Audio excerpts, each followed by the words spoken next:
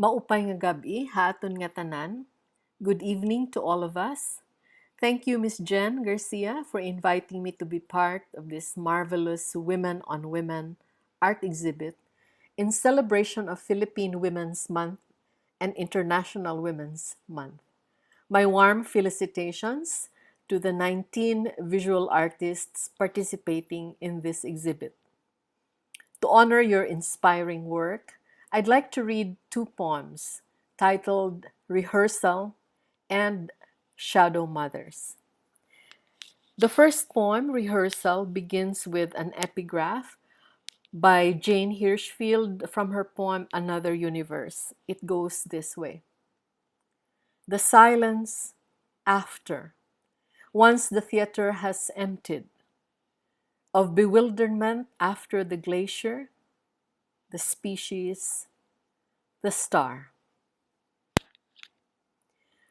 What they saw were not the ghostly tracks of several hundred hooves, wings, and fins, disappeared by their factories, open pit mines, nuclear testing sites.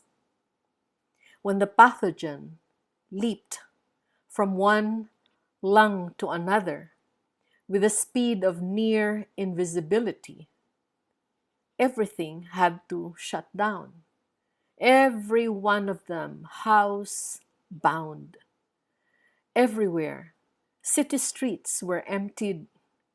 Town halls, churches, theaters, shopping centers, schools closed down as hospitals spilled over with the sick and dying. When the April moon rose full over the city, she looked out of her balcony and saw how it could look like when humans disappeared entirely by their own undoing.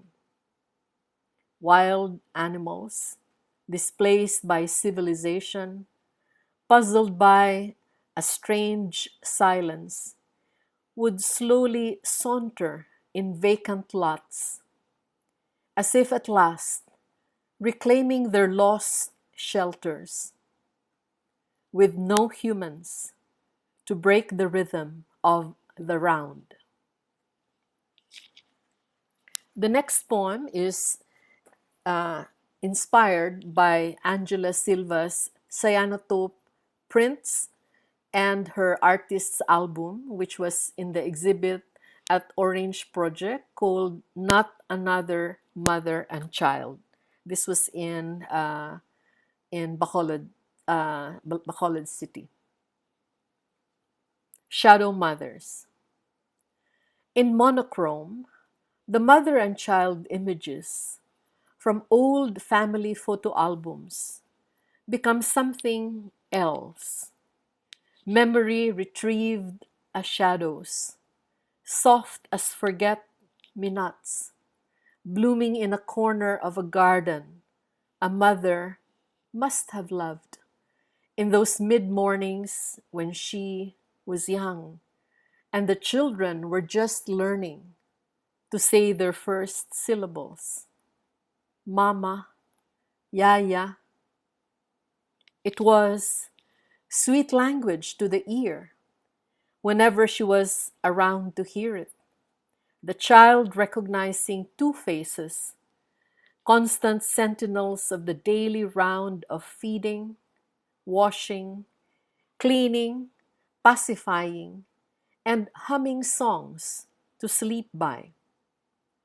Her arms ached, holding close a sleepy child, now quietly brought to bed to drift dream like the silver dragonflies hovering above the lilies. She was a mother's double, her lap a soft cushion, her breast smelling of sun and sweat of earth, unlike the bosom perfumed with soap, talc, and something else from distant gardens. The grown-up child soon learned to name lavender, wisteria, clematis, hydrangeas.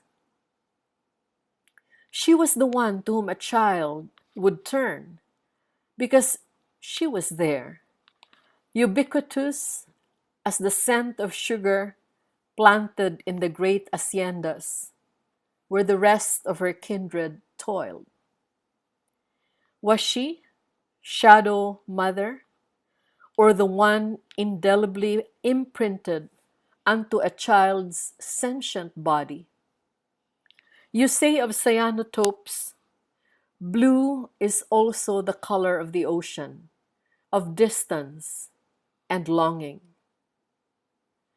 Our memories of all our mothers taste of salt water, relentless waves of beckoning blue-black seas. Thank you very much for listening.